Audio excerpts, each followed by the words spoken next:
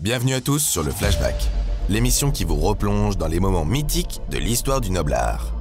Aujourd'hui, on vous raconte un combat incroyable entre deux des meilleurs poids lourds actuels. Tyson Fury contre Deontay Wilder. Allez, on prend notre machine à remonter le temps, direction le 1er décembre 2018, au Staples Center de Los Angeles pour ce championnat du monde WBC des poids lourds. Vous nous suivez? Let's go!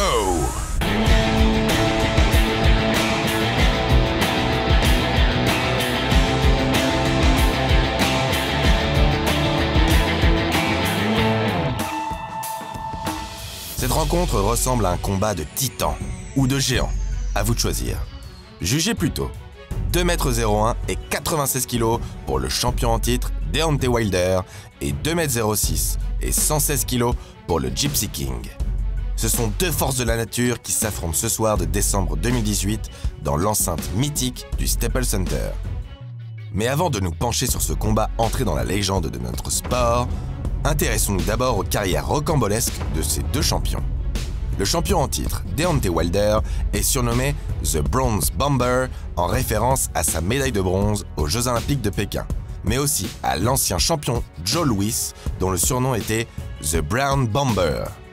Pourtant, rien ne semblait indiquer qu'il était destiné à devenir un champion du monde poids lourd. Loin de là. Père à l'âge de 19 ans, Wilder cumule 3 jobs afin de subvenir aux besoins de sa famille. Mais un diagnostic médical va faire basculer sa vie. Sa fille, Naeya, qui vient de naître, est atteinte de spina bifida, une malformation du tube neural près des lombaires. Elle ne pourra peut-être jamais marcher. Seuls des traitements lourds sont susceptibles de la tirer d'affaire. Mais nous sommes aux États-Unis. Les frais associés à ce type de traitement engendrent des coûts exorbitants pour les parents. Le jeune père qu'est Wilder se doit de trouver une solution pour venir en aide à sa fille. Wilder, qui fut un excellent joueur de football et de basketball au lycée, va alors s'orienter vers la boxe, dans l'espoir de récolter de l'argent rapidement pour financer les soins de sa fille. Je devais le faire, je devais monter sur le ring pour sauver ma fille.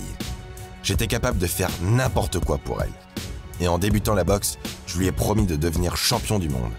Pour elle. La rage de Wilder sur le ring vient donc de là. Il se bat pour sa fille. Peut-être la plus noble des motivations. Dès ses débuts, il explose tout chez les amateurs. En 2007, il remporte les Golden Gloves et le titre de champion des États-Unis des poids lourds. Ses performances lui permettent d'être sélectionné pour les Jeux Olympiques de Pékin en 2008, où il récolte une médaille de bronze après une défaite au point, 13-7, face au champion du monde italien Clemente Russo. Et après cette médaille olympique, Wilder débarque chez les pros, toujours animé par cette même rage. Comme prévu, Deontay écrase là aussi tout sur son passage. 8 victoires au premier round entre 2009 et 2010. Then here in Tucson, Joseph, Missouri, the same town that produced the victim of our opening bout tonight. Il se fait remarquer sur le circuit américain et obtient l'opportunité de combattre le champion continental WBC, Kelvin Price. Là encore, Price ne fait pas le poids face au punch et la puissance du Bronze Bomber. KO au 3e round. Wilder continue de bâtir sa réputation de puncher féroce en battant l'ancien champion du monde Sergei Liakhovitch, encore une fois au premier round.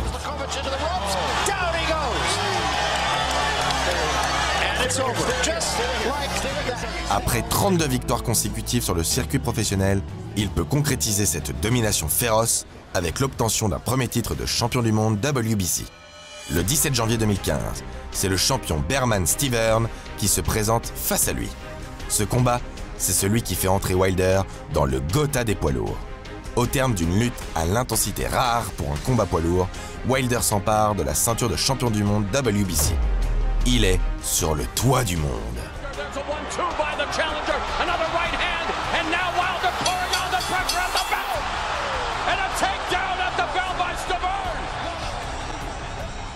Il défend par 7 fois son titre entre 2015 et 2018. Le point commun entre ces victoires? Elles se sont toutes soldées par KO ou par un KO technique. Wilder se distingue des autres champions poids lourds que sont Anthony Joshua et Vladimir Klitschko par son style brutal et déterminé. Il boxe pour détruire. Et en plus d'être un formidable puncher, Deontay est un showman. Il ne manque pas d'assurer le spectacle avec chacune de ses entrées. Le natif de Tuscaloosa a ainsi construit toute une mise en scène clinquante autour du personnage fictif du Bronze Bomber. Masque vénitien, peignoir doré et le fameux cri de ralliement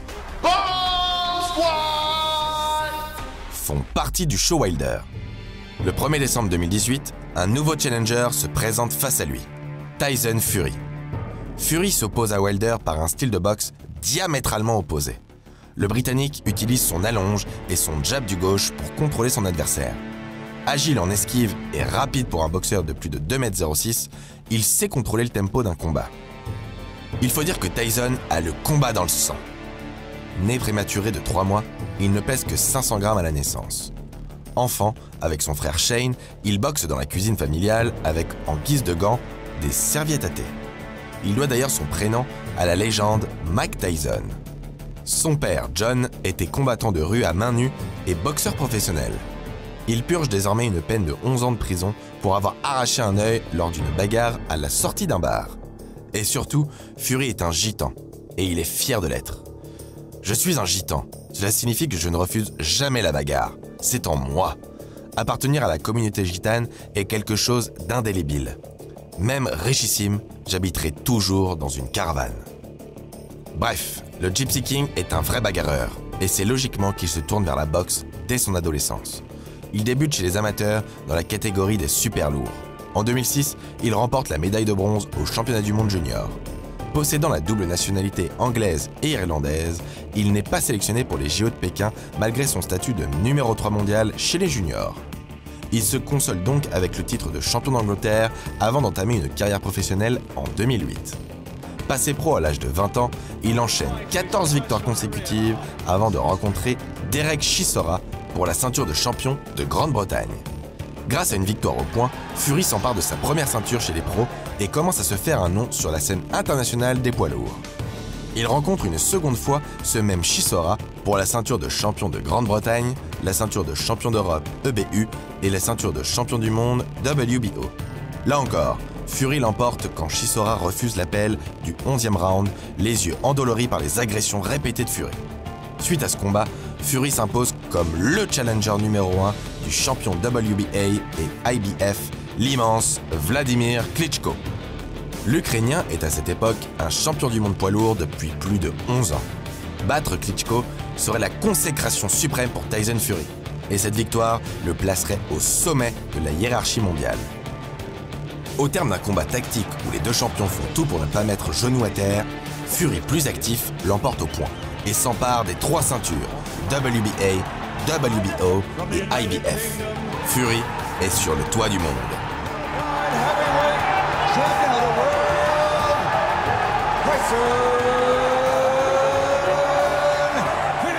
Malheureusement, l'état de grâce ne dure qu'un court moment. L'hygiène de vie du Gypsy King, faite d'excès en tout genre, va le rattraper et mettre en péril sa carrière sportive, et même sa vie. Il refuse la défense du titre IBF face à Glazkov et se voit logiquement retirer ce titre. La revanche contre Klitschko, prévue le 9 juillet 2016, ne verra elle aussi jamais le jour.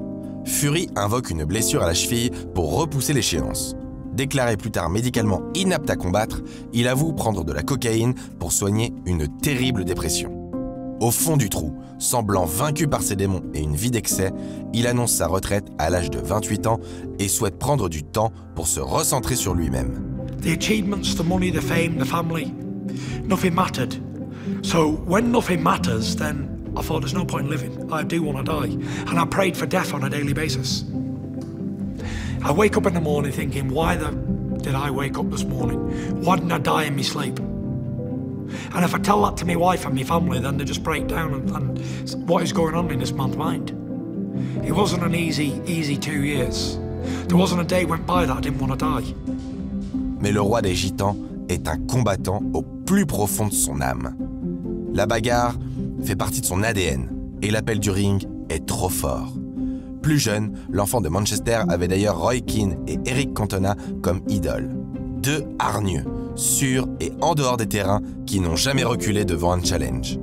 Tyson va puiser au plus profond de ses ressources pour relever ce défi colossal, le plus difficile de sa vie. Le 10 janvier 2018, Tyson Fury annonce son comeback. Le champion veut reconquérir sa ceinture. Après quelques combats de reprise vite expédiés face à des boxeurs de seconde zone, il défie directement Deontay Wilder, détenteur de la ceinture WBC des poids lourds. Il faut préciser que la catégorie est scindée en deux et manque de réelle hiérarchie, avec d'un côté Wilder qui reste invaincu avec son titre WBC et de l'autre Anthony Joshua qui possède les ceintures IBF, WBA et WBO laissées libres lors de la première retraite de Fury. En bon trash talker, Fury titille un Wilder avide de prouver au monde entier qu'il est le champion incontesté et incontestable des poids lourds. Et en même temps, il en profite pour tacler un Anthony Joshua accusé de fuir le combat face à Wilder. Finalement, la proposition du Gypsy King est acceptée par Wilder, bien que Fury, revenu trop récemment à la compétition, ne soit pas son challenger officiel pour la ceinture WBC. Le combat est prévu le 1er décembre 2018 au Staples Center de Los Angeles.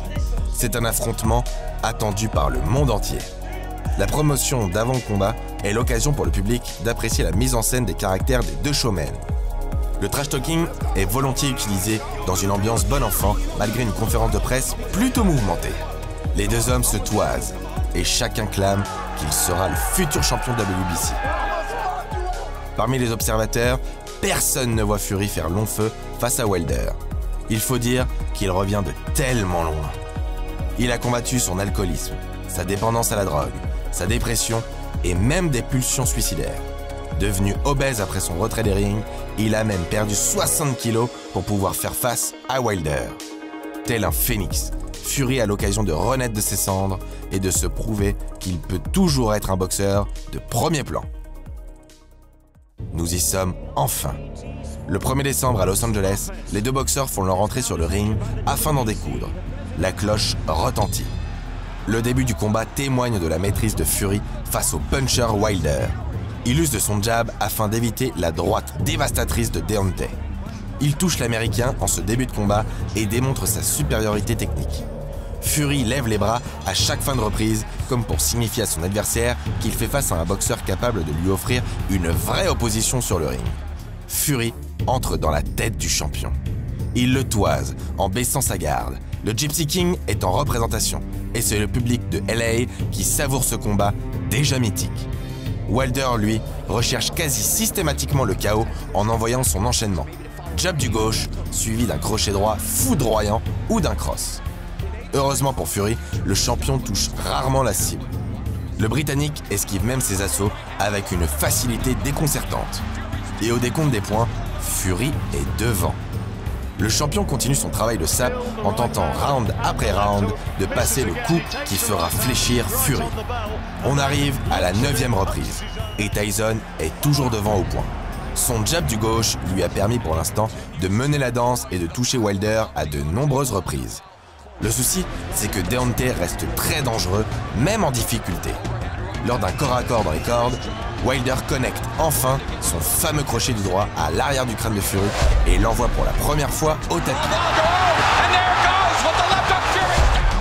Wilder est connu pour sa technique de boxe rustre et ce crochet, encore une fois, est à la limite de la régularité.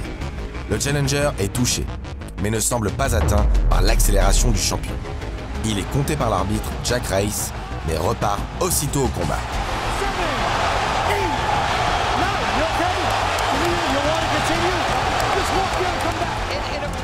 Tel un félin surpuissant, Wilder attend sa proie et semble vouloir achever le combat. La tempête s'abat alors sur Fury, qui reçoit une avalanche de coups, mais il ne rompt pas et repart au front. Le round 10 marque le retour du chauve Fury. Il touche le champion avec une droite bien placée. Le menton exceptionnel de Wilder lui permet de ne pas vaciller face au coup précis de Tyson depuis le début du combat. Mais l'Américain sait qu'au point, il aura probablement du mal à rendre le change. On arrive dans l'épilogue de ce combat à l'intensité rarement vue dans un championnat du monde poids lourd. Tout le Staples Center est debout pour acclamer les deux champions. Et malgré la fatigue physique, on sent que le combat n'est pas fini. Le dernier round commence dans une atmosphère électrique. Deontay Wilder possède un don du ciel qui le place parmi les plus grands boxeurs de l'histoire. c'est un puncher d'exception doté d'une droite dévastatrice. Muet durant la quasi-totalité du combat, il parvient enfin à toucher le bœuf de Manchester. Fury s'écroule, foudroyé par un enchaînement droite-crochet-gauche surpuissant. Le challenger est au tapis, immobile. Wilder a cette capacité à mettre KO n'importe qui, à n'importe quel moment du combat. Le fameux punch qui avait tant manqué à Klitschko pour venir à bout de Fury. Allongé, inerte, Tyson Fury semble presque mort, les bras écartés en position de croix. Wilder célèbre déjà cette victoire qui semble inéluctable. Ses pas de danse et ses mimiques arrogantes transportent la foule. Tout le Staples Center est debout, célébrant le triomphe de son champion du monde. Fury au sol a le regard perdu dans le vide et l'issue du combat ne fait plus de doute. Mais le Gypsy King est un combattant, on vous l'a dit. Abdiquer ne fait pas partie de son vocabulaire. Il n'a pas fait tout ce chemin pour qu'un simple crochet du gauche le renvoie dans la tombe. Compté par l'arbitre pour la deuxième fois du combat, il va contre toute attente se relever pour repartir au front. Le regard de Wilder à ce moment précis en dit long. Comment Fury a-t-il pu se relever d'un enchaînement aussi foudroyant? Personne dans la carrière de Deontay Wilder ne s'était remis du punch du boxeur de l'Alabama. L'arbitre demande même à Fury de faire quelques pas pour vérifier qu'il ne titube pas. Le Staples Center est abasourdi. Les commentateurs au bord du ring n'ont jamais vu ça. Le monde entier, on peut le dire, est ébahi. Fury va pourtant le faire. Debout et le regard de nouveau espiègle, il retourne défier un Wilder plus enragé que jamais. On se demande comment le Gypsy King a pu encore rester debout face à ce nouveau crochet du gauche.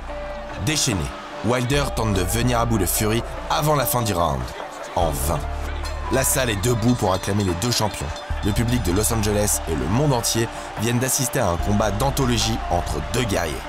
Tyson Fury a retrouvé ses manières habituelles de pitre et il célèbre sa résurrection face à un public américain qui le respecte désormais. Après l'euphorie de la fin du combat, c'est l'heure du résultat. Le juge mexicain Alejandro Rochin donne 115-111 pour Wilder et le juge canadien Robert Tapper donne quant à lui 114-112 pour Fury. Enfin, le juge britannique Phil Edwards voit un match nul 113 partout. C'est donc sur un match nul que les deux guerriers se quittent. Wilder reste champion du monde. Mais en 40 combats pro, aucun autre boxeur n'avait offert une telle résistance à Deontay Wilder. Dans l'interview d'après-match, Fury témoigne une nouvelle fois du respect qu'il porte à Wilder en le remerciant d'avoir accepté le combat. « Je suis un vrai combattant, un vrai guerrier. Personne ne peut le nier. » Wilder pense lui mériter la victoire. Avec 2 knockdowns, je pense que je méritais de gagner ce combat. J'ai contrôlé le combat. J'étais plus actif que lui. Pourtant, bon nombre d'observateurs et d'anciens boxeurs pensent que le véritable gagnant du combat aurait dû être Fury. Et si Fury n'était pas allé au sol à 2 reprises, il est clair que la victoire lui aurait tendu les bras au vu du décompte des points. Au final, on retiendra qu'un des meilleurs combats de l'histoire de la boxe s'est déroulé ce soir magique de décembre 2018 au Staples Center. Lorsque Fury se relève dans le 12e round face à Wilder, personne n'imagine qu'il puisse terminer la reprise. Mais c'est justement parce que c'est dans sa nature de ne jamais abandonner que Tyson Fury s'est relevé ce soir-là. Lui qui priait Dieu de mettre fin à ses souffrances lorsqu'il était au plus profond de sa dépression, moins d'1 an avant ce combat, a traversé un véritable chemin de croix avant de pouvoir remonter sur un ring de boxe. À genoux, il a su relever la tête. Une résurrection pour celui qui était à l'article de la mort. Le Britannique a dû se battre pour rester en vie, pour sa famille et pour rechausser les gants. L'interview d'après-match nous enseigne 2 choses. La première, c'est que les 2 boxeurs sont d'accord pour s'affronter à nouveau. Les 2 pensent pouvoir gagner le rematch. Évidemment, ce match nul a touché l'orgueil de 2 bagarreurs comme Wilder ou Fury. Et ils veulent absolument en découdre sur le ring pour prouver leur supériorité. Contrairement à un certain Anthony Joshua. C'est un combat que les gens veulent voir, dit même Wilder. Le deuxième enseignement, c'est que ce même Joshua a un très faible crédit auprès des 2 boxeurs. Wilder a toujours voulu réunifier les ceintures IBF, WBA, WBO et WBC. Cela n'a jamais été possible. Les deux accusent AJ de se défiler. Finalement, Andy Ruiz Jr. s'est chargé de leur donner raison.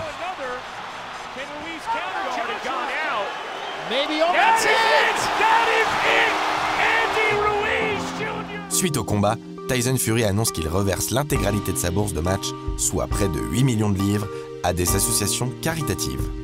On peut reprocher à Wilder son verbe parfois border, lui qui clame qu'il veut un mort à son palmarès. On peut reprocher les excès en tout genre de Fury. Mais cette soirée du 1er décembre 2018 nous a tous mis d'accord devant un combat de légende, avec l'un des plus beaux comebacks de l'histoire de toute la boxe.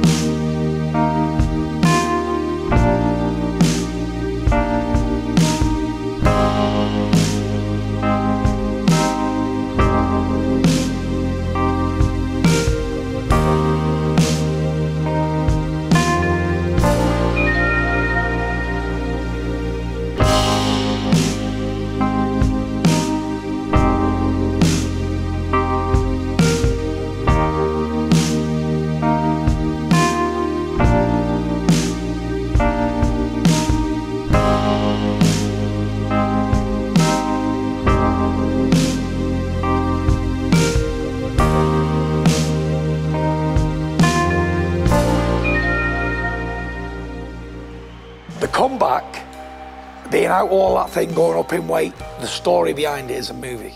Our journey back to the top is called Road to Redemption.